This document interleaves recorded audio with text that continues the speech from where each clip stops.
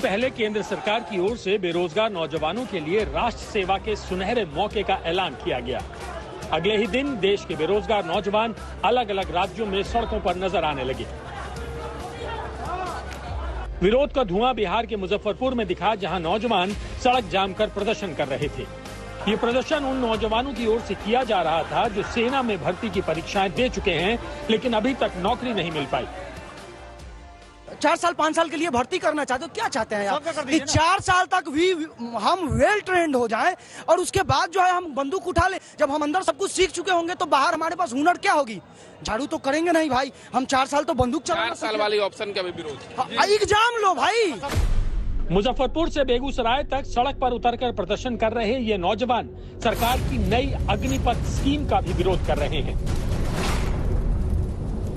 सबसे पहले उम्र का 17.5 से 21 है। दौड़ हम लोग का निकल गया, मेडिकल पास कर गए, 2 बार एडमिट कार्ड मिला चक्कर मैदान में। बोलता है कोरोना काल के लिए आपका एग्जाम कुछ रोक दिया गया, स्थगित कर दिया गया। हालांकि केंद्र सरकार ने अग्निपथ योजना लॉन्चिंग के वक्त भी ये कहा था और अब केंद्रीय गृह मंत्री अमित शाह ने भी भरोसा दिया है कि 4 साल की सेवा के बाद अग्निवीरों को केंद्रीय अर्धसैनिक बलों की भर्ती में प्राथमिकता दी जाएगी।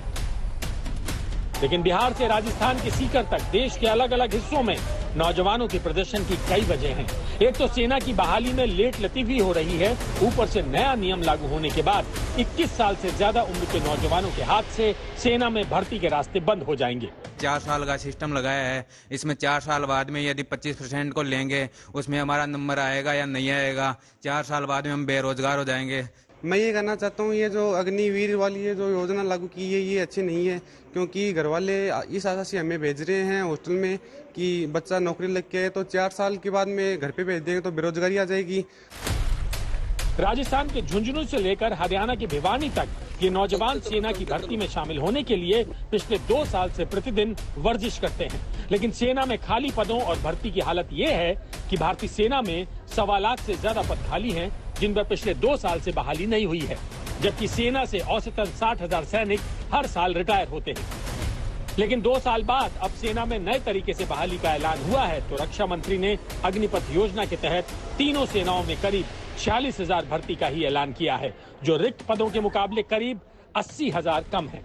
सेना में बहालियों को रोके जाने और अब सीमित संख्या में सशर्त अग्निपथ स्कीम के तहत बहाली से बेरोजगारी पर कितना फर्क पड़ेगा, इसका अनुमान इन आंकड़ों से लगा सकते हैं कि साल 2015-16 में सेना में 31,804 भर्तियां हुई थी और आखिरी बार साल 2019-20 में 80,572 भर्तियां हुई, जबकि इस साल सिर्फ 46,000 भर्तियों का ऐलान हुआ है। भारत में सरकारी नौकरी सबसे ज्यादा सेना और डिफेंस सेक्टर में दी जाती है। ऐसे में इसी सेक्टर में जब 2 साल से बहाली बंद है तो देश में बेरोजगारों की संख्या बेहिसाब बढ़ती जा रही है।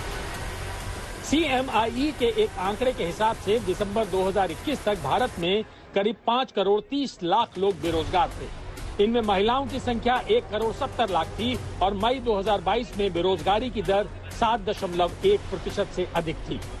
विनिवेशीकरण और निजीकरण के दौर में देश में घटती सरकारी नौकरियों से रोजगार का संकट और बढ़ता जा रहा है। ऐसे में बड़ा सवाल है कि सरकार की अग्निपथ योजना तमाम खासियतों के बावजूद क्या भारत में खड़ी हो रही बेरोजगारों की विशाल फौज का समाधान निकाल पाएगी? आज तक ब्यूरो।